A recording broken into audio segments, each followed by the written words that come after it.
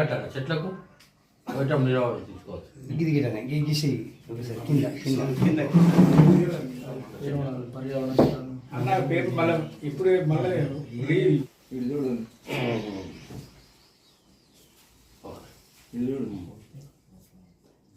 Photo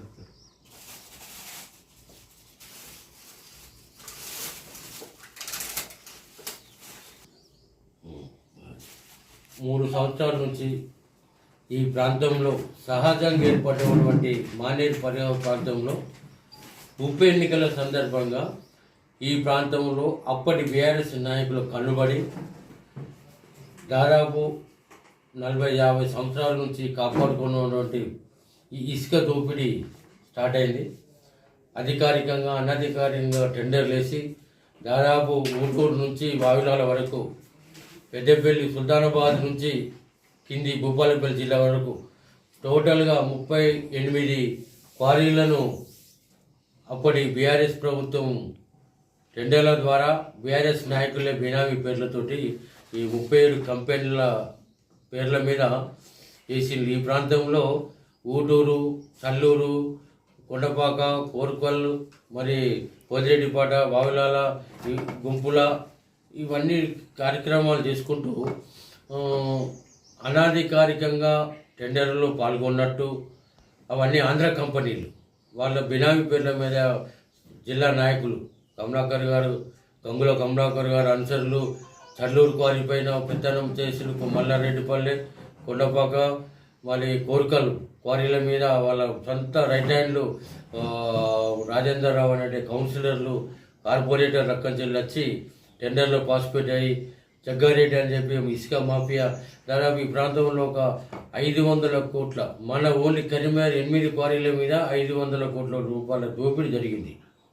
ఇవన్నిటినీ ఈ ఇసుక రీచ్ల వల్ల చెక్ డ్యాంల పేరు మీద దాదాపు పైకెళ్ళి కింది వరకు భూపాలపల్లి జిల్లా వరకు 24 చెక్ డ్యాంలు కట్టాలని ఒక టెండర్ ప్రక్రియ తీసుకొచ్చి ఒక్కొక్కటి చెక్ డ్యామ్ 10 నుంచి 14 కోట్లు 15 కోట్లకి వెళ్ళి కేటాయించుకొని వాటిని మట్టి తీయాలి, ఇసుక పేరుగా పోయింది చెక్ డ్యామ్ కట్టాలనే తప్పుడు నివేదికల వల్ల ఈ దోపిడీదారులంతా కాంట్రాక్టర్లు కోట్లాది దాదాపు ఈ 38 క్వారీల మీద దాదాపు 3 జిల్లాల్లో కరీంనగర్, పెద్దపల్లి, భూపాలపల్లి జిల్లా దాదాపు 1000 కోట్ల ఇసుక దోపిడీ చేసి ఇవన్నిటిని పర్యావరణం దెబ్బతింటుంది చెప్పి ఈ ప్రాంత రైతాంగము ఏదైతే మానేరు పరిప్రాంతం నుంచి ఊటూరు నుంచి కింది వావిలాల వరకు దాదాపు 5-6 వేల ఎకరాల రైతాంగం మీద ఆ కేసులన్నీ ఎత్తారు. ఈ 8 క్వారీల మీద వందలాది ఎకరాల భూమిని తీసుకున్నారు లీజుకు. అక్కడ ఉన్న రైతాంగాన్ని కాసేపెట్టి ఎకరానికి 60,000 ఇస్తాము, 80,000 ఇస్తాము అని చెప్పి ఏడాదికి 2 పంటలు పండితే ఏమొస్తాయని చెప్పి రైతులను మభ్య పెట్టించి వాళ్ళందరినీ లీజు తీసుకొని ఇసుక డంపులు పేర్చుకోపోయి ఇప్పుడు ఏ పంటలు పండే పరిస్థితి లేవు. కాబట్టి వాళ్ళకి ఇంకా ఈ 2-3 పంటల పైసలు ఇవ్వలేదు కాంట్రాక్టర్లు. తక్షణమే వాళ్ళ పొలాలు వాళ్ళ జాగాలన్నీ వాళ్ళకి ఇమ్మీడియట్ అప్పచెప్పాలి, వాళ్ళ పైసలు అప్పచెప్పాలి. అక్కడ ఉన్న పంటలు పండాయి, ఇసుక మేరకపోయి ఉన్నది అన్ని ఎకరాల కొద్ది తీసి వాళ్ళకు పంటలు పండించే విధంగా నష్టపరిహారం చెల్లించి రైతాంగానికి తిరిగి భూములు ఇవ్వాల్సిందిగా మరి ఇక్కడ ఉన్న జిల్లా అధికారులు, కలెక్టర్ గారు కానీ, రెవెన్యూ పీపుల్ కానీ, ఎంఆర్ఓలు కానీ, టీఎస్ఎండిసి పీపుల్ కానీ మేము రైతాంగ పక్షాన మేము విజ్ఞప్తి చేస్తున్నాం. వాళ్ళ భూములు వాళ్ళకి ఇవ్వాలి, వాళ్ళ పైసలు వాళ్ళకి ఇవ్వాలి.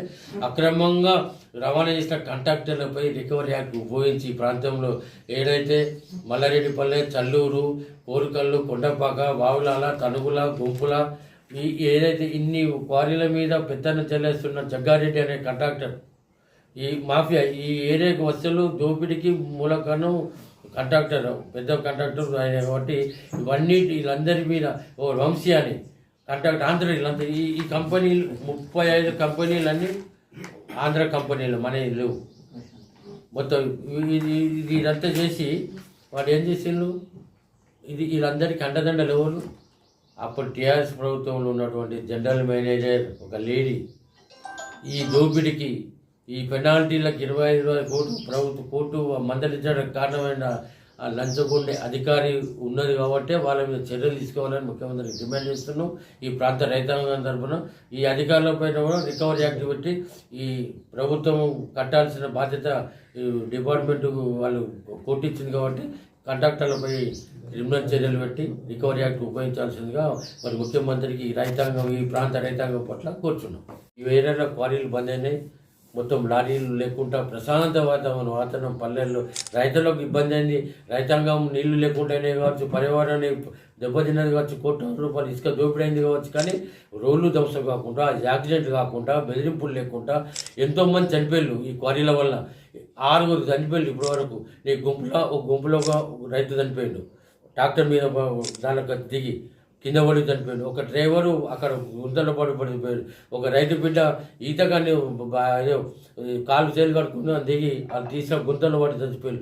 6 చనిపోయినందుకు వాళ్ళకు కూడా నష్టం పరిహారం కూడా ఈ క్వారీల వల్ల నష్టపోయిన రైతు కుటుంబాలకు కూడా ఈ కాంట్రాక్టర్ ద్వారా ప్రభుత్వం ముఖ్యమంత్రి గారు రికవరీ యాక్ట్ చేసి వాళ్ళకు కూడా ఏదైనా సాయం, ఆర్థిక సాయం చేయాలి. పిల్లలు ఉన్నోళ్ళు, చిన్న చిన్న పిల్లలు రైతులు ఉన్నారు కాబట్టి ఈ ప్రాంత రైతాంగం పట్ల రైతుల పక్షాన ప్రభుత్వాన్ని విజ్ఞప్తి చేస్తున్నాం. ట్రాక్టర్లు వేసుకొని ఉపయోగించే పద్ధతి ఉంటే ఈ ఇసుక క్వారీల వల్ల నీరు ఎండిపోయి ఇసుక అంతా దోపిడీకి గురై ఈ ప్రాంతం నీళ్లు లేక రైతాంగం ఇబ్బంది పడుతున్న ఉద్దేశంతో రైతాంగం తరపున, ఈ ప్రాంత రైతుల తరపున మేము కొట్లాడడం జరిగింది.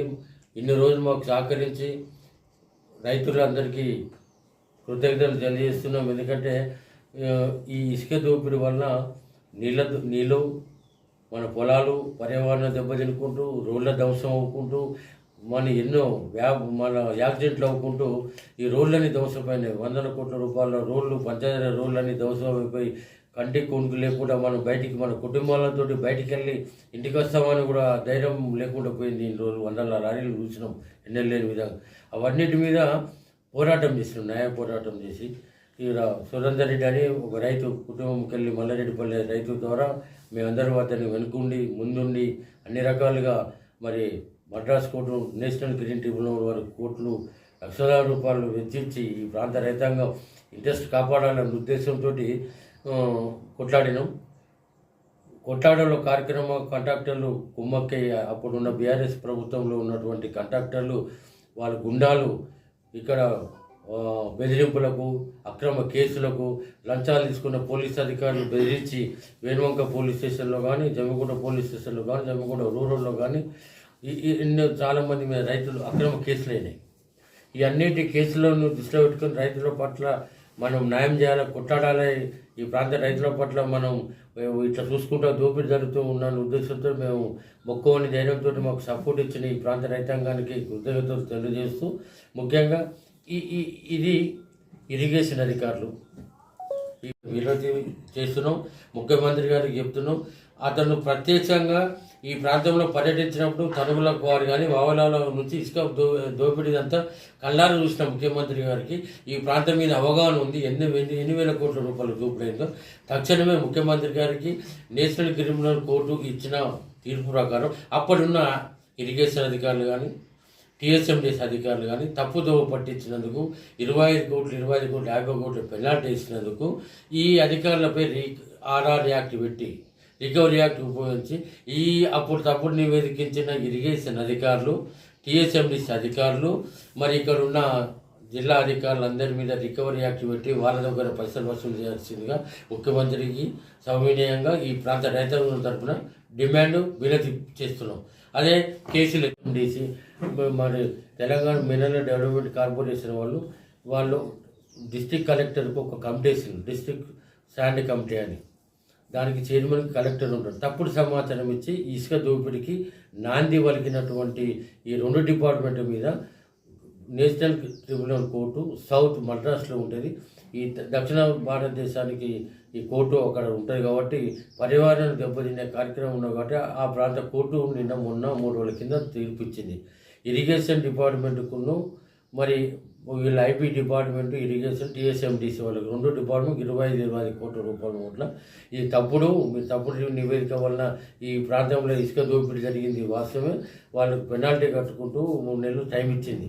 కానీ మేమేమంటున్నాం, ఈ అక్రమ కేసులు, ఈ కాంట్రాక్టర్లు బినామీ కాంట్రాక్టర్లు ఎవరైతే గత ప్రభుత్వంలో ఉన్నటువంటి పెద్దలు కేసీఆర్ కుటుంబం నుంచి కేసీఆర్ మరి ఇయ్యంపుడు కొడుకు సంతోష్రావు గారు కానీ ఇప్పుడు ఉన్న గంగుల కమలాకర్ కానీ అప్పుడు ఎమ్మెల్సీ ఈ ప్రాంతంలో ఎమ్మెల్సీ వహిస్తున్న కౌశిరెడ్డి గారి అండదండలతోటి కోట్లాది రూపాయలు కుంభకోణం దోపిడీ జరిగింది.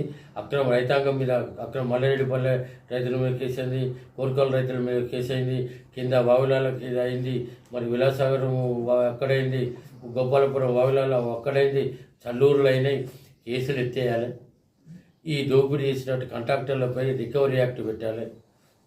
ఆర్ఆర్ యాక్ట్ ఉపయోగించి ఈ నష్టపోయిన ఏది అంచనాలకు మించి రాయల్టీకి మించి ప్రభుత్వానికి చూపెట్టిన లెక్కలకు తక్కువ ఒక ఒక ఒక ఒక లారీలో 24 టన్నులు అమ్ముకోవాలని డీడీలు కట్టుకుంటే 34 టన్నుల ఇసుక దోపిడీ, అంటే ఒక లారీకి 10 టన్నుల ఇసుక దోపిడీ చేసిన, అంటే వేలాది కోట్ల రూపాయలు దూసుకుపోయిన అప్పుడు ప్రభుత్వ పెద్దలు అందరితోటి.